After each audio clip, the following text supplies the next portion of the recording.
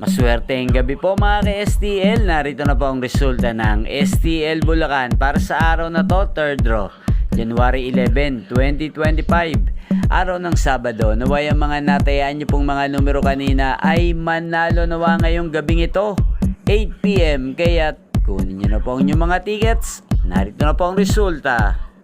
Ang mga numerong nanalo sa STL Bulacan ngayong gabing ito, January 11, 2025, 8 PM, third draw result, 11 at 26 in exact order. Sa lahat po ng tumaya kanina sa STL Bulacan para sa third draw ng 11 at 26, congrats po sa inyo. Panalo po kayo again, 11 at 26.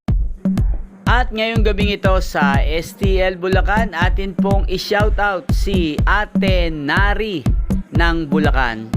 Shoutout po sa iyo, Ate Nari. Naway ang mga tinataya mong mga numero sana ay manalo na po ngayong gabing ito sa STL Bulacan. At sa lahat po ng mga taga Bulacan dyan, shoutout po sa inyo.